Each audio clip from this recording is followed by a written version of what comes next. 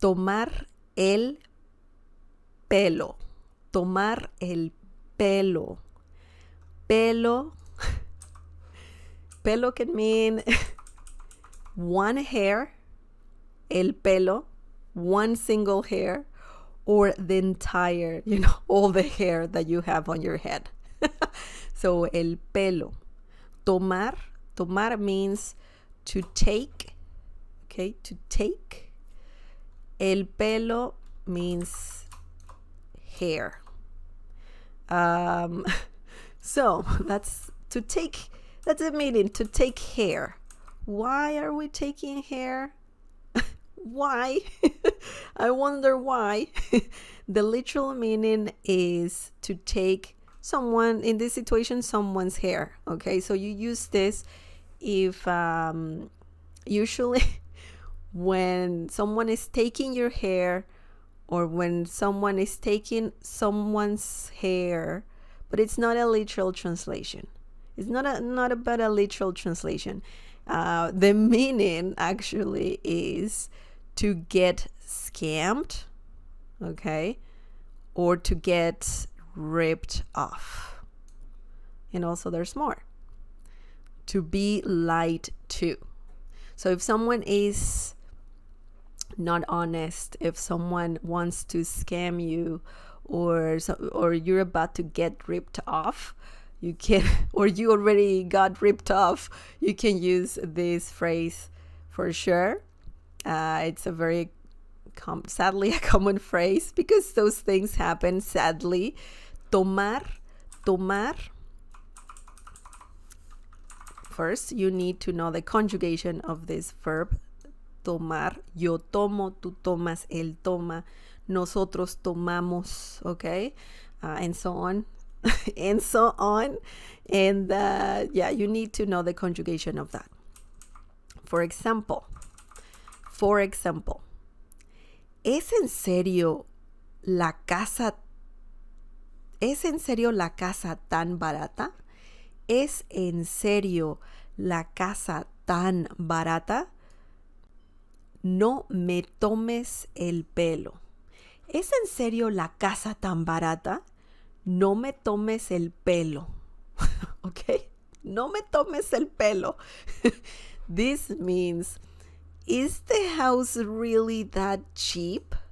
Is the house really that cheap? Don't lie / don't rip me off / don't scam me. Okay? So that's what we're talking about here.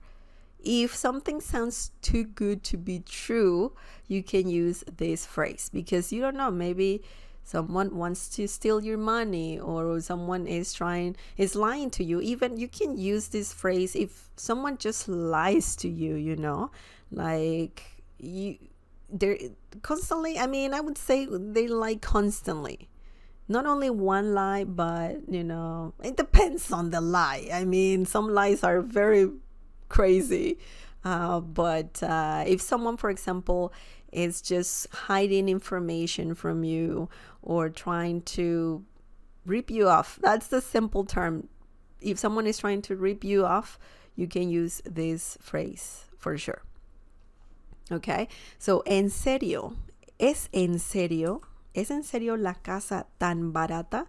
Let's break this down.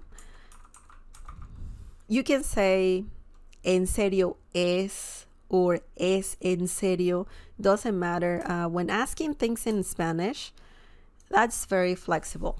There, in English you have do you, will you, are you, and so on.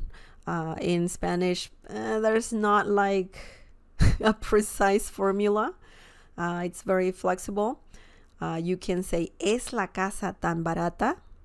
La casa es tan barata. So there's different ways to ask a question in Spanish, and it's very flexible. So ¿es en serio? You can say that. That means is really. Okay, es is. En serio, really? You can use this just by itself when someone is telling you something juicy, something unbelievable. You can say en serio. ¿En serio? Really? Okay, so it's a great word to learn. La casa. La casa means the house. Tan, that. Tan is used when you're like saying that, or so cheap, that cheap, so cheap. Okay, so it's similar to that or so. Barata means cheap, and we're not saying barato, which is the masculine form, because adjectives in Spanish, you need to match the gender and number. You know, if I'm talking about one house and it's feminine, la casa, then you need feminine adjectives. And because it's singular, it has to be singular. If it was las casas, then you need to add an S. You need to make adjectives plural as well. So yeah, la casa tan barata, that cheap, so cheap. Okay.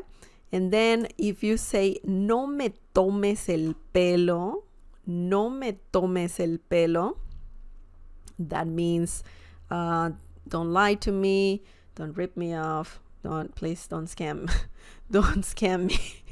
Okay, so very, very good. I like this phrase. I mean, even though it's not that good that you have that kind of situation, it's very useful because it's like playfully you're saying, hey, please just don't lie. Please don't rip me off.